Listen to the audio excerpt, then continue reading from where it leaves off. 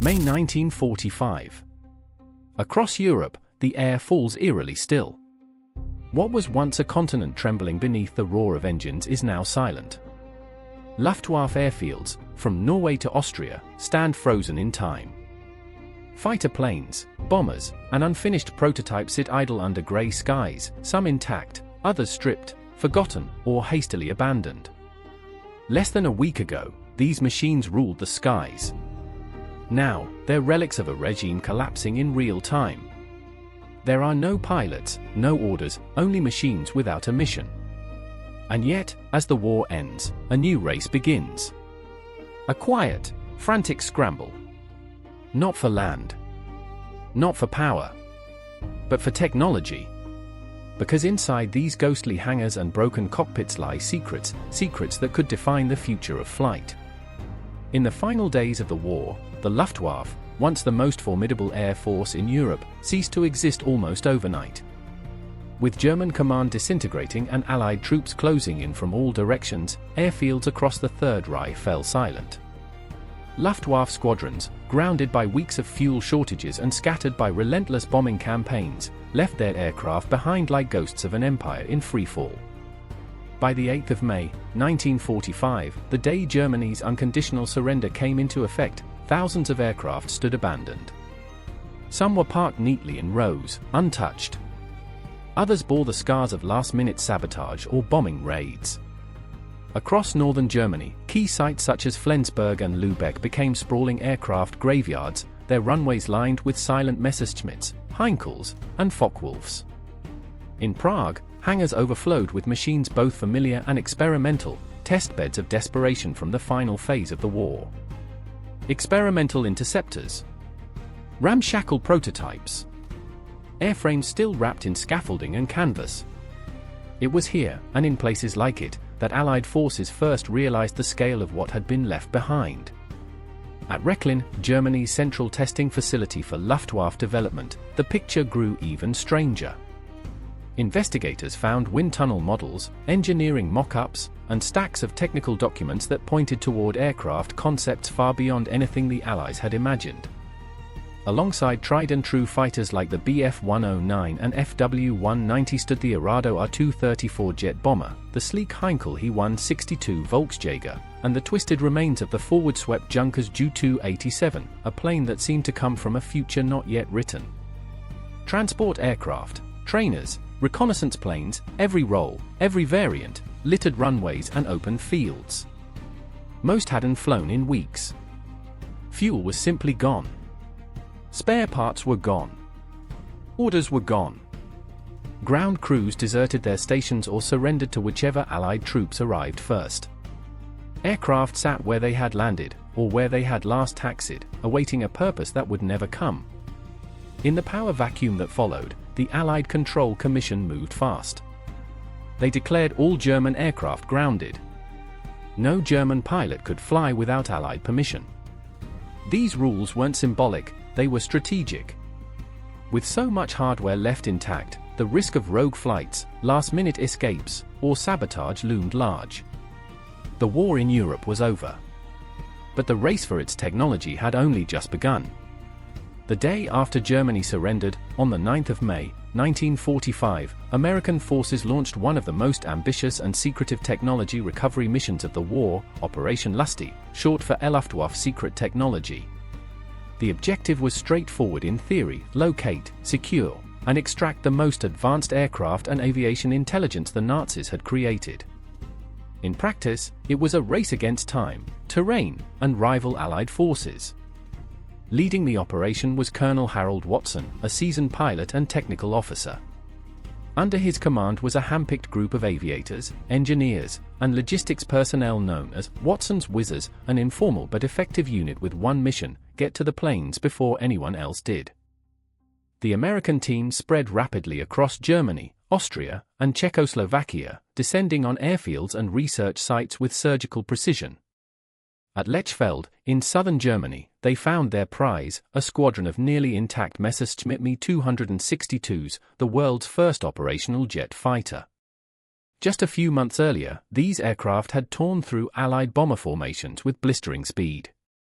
Now, they were parked, silent, engines still warm from the recent spring thaw.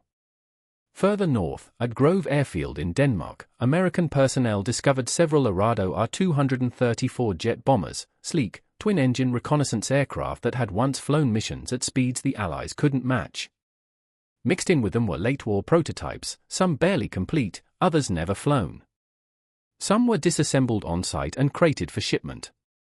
Others, if deemed flyable, were piloted by the whizzers under tightly controlled conditions.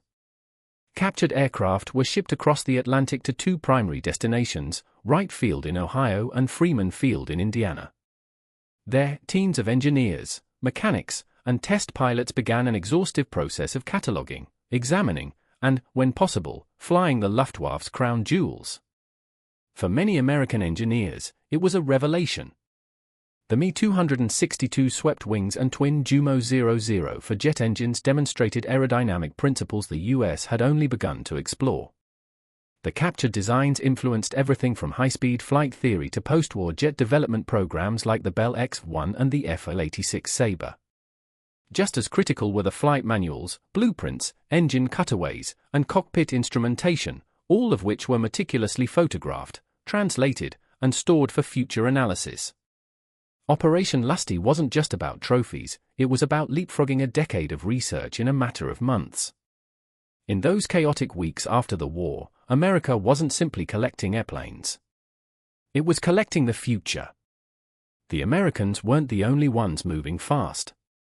While Operation Lusty raced across German airfields, the British and Soviets launched their own campaigns, not just to capture aircraft, but to secure the mines that built them.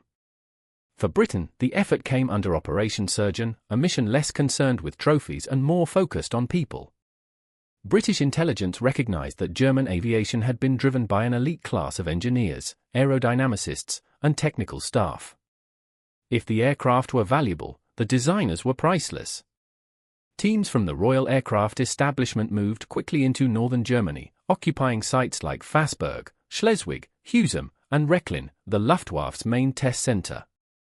They interviewed surviving Luftwaffe personnel on site, gathering everything from handwritten notes to classified research papers. Wherever possible, they offered employment, or in some cases, simply detained key scientists for interrogation and relocation.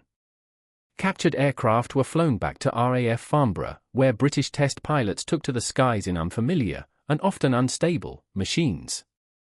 The Messerschmitt Me-262 was a top priority, its flight characteristics scrutinized with care. But the British were especially intrigued by the Heinkel He-162, a lightweight, compact interceptor designed to be mass-produced by teenage pilots in the final, desperate months of the war. Its crude construction hid a remarkable design philosophy: simple, fast, and efficient. British engineers saw lessons here, not just in technology, but in strategy. Meanwhile, in the East, the Soviet Union moved with cold efficiency. What the British and Americans picked apart for study, the Soviets claimed wholesale. Specialized, trophy brigades advanced into regions like Saxony, Thuringia, Silesia, and Czechoslovakia, seizing entire airfields, factories, and research facilities. At the Ovia works in Prague and the Bf-109 assembly lines in Moravia, Soviet troops dismantled production equipment, boxed up engineering archives, and loaded trains with everything from engine tooling to aircraft jigs. Technicians, managers, and engineers were often given a simple choice: cooperate or disappear. Once back in the USSR, the captured aircraft were rebuilt, analyzed, and in some cases reverse-engineered. Soviet pilots flew test flights near Moscow and Leningrad, their findings feeding directly into early Cold War jet designs. Tensions were already simmering. In parts of central Germany, American and Soviet forces arrived within days, or even hours, of each other. Disputes erupted over who had rights to which airfield, which aircraft, which scientists. The Allied Control Council attempted to coordinate recovery efforts, but cooperation was uneasy. The war had ended, but a new kind of conflict had already begun, one fought not with bullets, but with blueprints. By late 1945, the major pieces had been claimed. The prototypes had been flown. The factories had been stripped. The blueprints had been copied, archived, or spirited away to foreign labs. But what remained, what was left behind in fields, forests, and forgotten hangars, was still vast. And the Allies had no intention of letting it survive. Under the authority of the Allied Control Council, a directive was issued: Germany was to retain no military aircraft of any kind. This wasn't just about security. It was about symbolism. The war machine that had terrorized Europe from the air would be erased, physically, visibly, and permanently. Across the former Reich, the process began. Airfields that had once roared with engine fire were transformed into scrapyards. Places like Flensburg, Lübeck-Blankensee, Grove, and Tarnowitz, once nodes in a vast combat network, now became disposal hubs. Rows of fighters, bombers, transports, and trainers were lined up, catalogued, and condemned. Allied crews worked methodically. Planes were stripped of engines, canopies, radios, and instruments. Valuable metals were removed. Anything deemed sensitive was destroyed. What remained, mostly the airframes, was crushed under bulldozers, cut apart with torches, or stacked in heaps to be melted down for scrap. At some sites, aircraft were pushed into pits and burned. In coastal regions, particularly in northern Germany, unwanted planes were loaded onto barges, towed out to sea, and sunk. Today, the rusted skeletons of some of these machines still rest on the seabed, silent and forgotten, rediscovered only by curious divers or sonar scans. But this wasn't just about military demilitarization. It was also about economic recovery. Europe was starved for raw materials. Aluminum and steel from destroyed aircraft fed industries producing cookware, construction tools, wiring, and basic machinery. The transformation was surreal. A Luftwaffe bomber today could become part of a washing machine tomorrow. And for the civilians living in the shattered remains of Germany, dismantling planes became a strange but stable livelihood. In cities and towns devastated by war, jobs were scarce, but the ruins of war were abundant. Disassembling aircraft offered steady, if grim, employment during the long, uncertain transition to peace. Still, not everyone agreed with the scale of destruction. Some historians and engineers argued that many of the aircraft being destroyed were historically unique, worthy of preservation, not the scrapyard. But at the time, museum space was non-existent, and the political will to preserve Nazi technology was close to zero. Between 1945 and 1948, tens of thousands of Luftwaffe aircraft were destroyed. The war was over, and so too was the force that had once dominated the skies above Europe. Even as most of the Luftwaffe's fleet was dismantled, melted, or sunk, a few aircraft found a strange and unexpected afterlife. In the chaotic vacuum of post-war Europe, with resources scarce and reconstruction underway, practicality often outweighed ideology. And for some countries, repurposing German aircraft was a necessity. Czechoslovakia moved quickly. In Prague, Kunovice, and Letnany, factories were filled with half-finished airframes, spare parts, and German tooling. Local engineers reassembled what they could, resulting in a makeshift fighter, the Ovia S-199. It was a rough adaptation, using a Bf-109 airframe mated with a mismatched Junkers engine, but it flew. Barely. The S-199 was difficult to handle and notoriously unstable, earning nicknames like Mezek, Mule, from its Czech pilots. But it served a purpose. For a time, it was the front line of Czechoslovakia's air defense. And in 1948, a small batch was sold to the newly founded State of Israel, becoming the first fighter aircraft in the Israeli Air Force. In a twist of history, Nazi-designed machines helped defend a Jewish state. Spain, meanwhile, had been producing German aircraft under license since before the war. In the post-war years, they continued this effort, rolling out the Hispano-Aviation HA-1112, a modified Bf-109 with Spanish-made engines. These aircraft remained in service into the mid-1950s, long after their German counterparts had vanished. Ironically, the HA-1112s would become iconic not in combat, but in cinema. When producers needed authentic-looking German fighters for films like The Battle of Britain, 1969, it was these Spanish-made planes that filled the skies on screen. Norway also made temporary use of captured Bf-109s and Arado 96 trainers during its early post-war rebuilding efforts. Maintenance issues eventually grounded the fleet, but several airframes survived long enough to be restored decades later, some now displayed in museums. Even civilian aviation found uses. The rugged Junkers Ju-52 transport plane transitioned into passenger service in several countries. France produced a local variant called the Toucan, which flew in colonial transport roles. And in Germany, Lufthansa briefly returned to the Ju-52 in the 1950s before moving on to modern aircraft.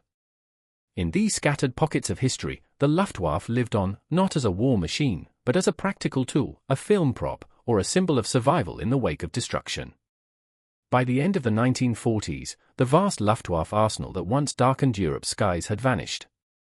Scrapped, burned, or sunk. And yet, fragment by fragment, piece by piece, some aircraft survived. Not as weapons, but as historical artifacts, painstakingly restored or rediscovered long after their time. Many of today's surviving Luftwaffe aircraft come not from preserved hangars, but from crash sites, lakebeds, and forgotten fields. On the Eastern Front especially, dozens of wrecks lay undisturbed for decades, buried under snow, silt, or forest growth. Recovery teams in the 1970s and 80s began pulling wreckage from lakes, rivers, and peat bogs. Often, restoring a single display model required combining parts from several aircraft, carefully identified and reverse-engineered. Even now, the number of intact originals remains small. A handful of Me-262s, Bf-109s, FW-190s, and an Arado R-234 exist in museums from Washington, D.C. to Berlin. Most are static displays, their engines long silent. A few privately built replicas, especially Me-262s, fly occasionally at airshows, offering a rare glimpse into their power and design. But for the most part, wartime airframes remain grounded, their legacy confined to museums and archives. These machines, once symbols of terror and power, are now relics, silent, often rusted, reminders of how quickly dominance can fade. More than just technology was lost. Historians argue that entire chapters of aviation innovation disappeared during the post-war destruction. Designs that could have influenced civilian airliners, trainers, or high-speed craft were melted down for spoons and car fenders. Today, what remains of the Luftwaffe is not just metal. It's memory. A cautionary tale of ambition, collapse, and the thin line between history and oblivion. Once, the Luftwaffe stretched from the Arctic Circle to the deserts of North Africa. Its aircraft shook cities, shattered formations, and defied the limits of technology. But in just a few post-war years, that entire force was dismantled, not just militarily, but physically. Ground into metal. Burned to ash. Erased from the sky. What remains today are fragments, weathered airframes behind museum glass, scattered pieces on the ocean floor, and the occasional rumble of a rebuilt engine at an airshow. Their silence speaks volumes. The destruction was deliberate. The recovery, accidental. And the legacy? Still debated. These machines were born in war, but their designs helped shape peace. They became the foundation for jet travel, research platforms for future engineers, and, in some ironic cases, protectors of new nations. Their story didn't end in 1945. It simply changed shape. If you found this video insightful, watch our deep dive into what happened to Germany's U-boat fleet after World War II, how submarines once feared across the seas were hunted down, salvaged, and scattered across the globe. Like this video, subscribe, and hit the bell to stay updated with more forgotten chapters of wartime history. Thanks for watching.